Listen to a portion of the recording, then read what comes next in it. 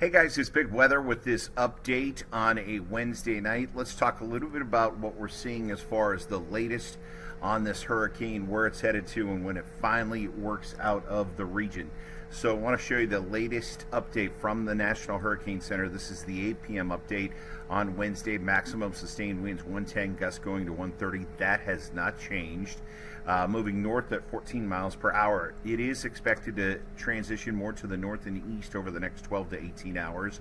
Could get back up to a Category 3 by the time it is off directly east of the Carolina coastline, as far as the center of circulation goes. And then once it pulls out of here, we'll see that weakening to Cat 2 sometime on Friday.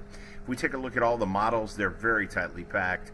Nothing out of the ordinary. We're not worried about anything working its way surprisingly to the west. This is following most of the model trajectories it's done. They've done a great job with it actually this time as it's worked through. I want to show you one of those particular models. This is the GFS, and it keeps it offshore, moves it out quickly.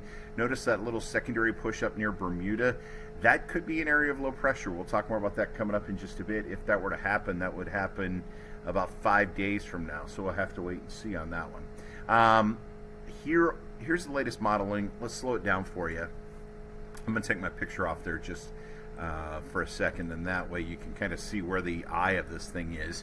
And you'll notice that the eye stays out to sea. We'll watch the winds over Hatteras. It's 47 miles an hour here.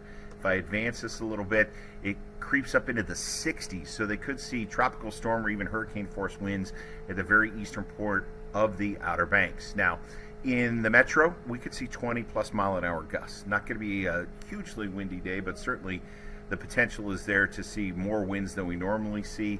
It does pull out to sea and finally works away. But because those winds are going to be so strong, the National Weather Service has issued a tropical storm warning for just about the entire Carolina coastline from Virginia all the way down to south of Emerald Isle, where they could see those winds. The other big problem is going to be the overwash and the waves.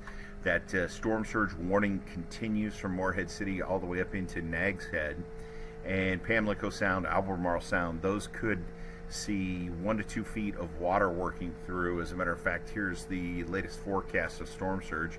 Actually, 1 to 3 feet of water in those sounds, 2 to 4 feet of storm surge over the Outer Banks, and factor in that 10 to 20 foot waves, and that's just going to eat right through the dunes. And unfortunately, we saw it punch through a couple of spots already today. I think that will cause even more flooding, and that's why they had the evacuation orders in effect. And oh, by the way, we are watching 2 other systems.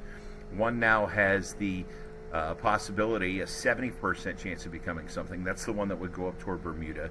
Doesn't look like it'll become anything major. The one thing, positive thing, that Erin is doing is taking a lot of the heat sink out of that Atlantic Ocean, and that should shut down some tropical formation for a couple of days. So I think even though that may form into something, the next name is Fernand, it falls apart and doesn't become a major hurricane. There's also southwest of Cape Verde, the orange one there on your screen. That one could 40% chance of becoming something. Again, the models totally kill that one off too as it works away. So that's going to do it for now. We'll continue to watch this as we head through the evening and overnight. Meteorologist Quayla Murphy will be on tomorrow morning with the latest updates as this makes its closest pass in the morning hours, and then it moves away as we head through your Thursday. Until then, stay safe out there, everybody.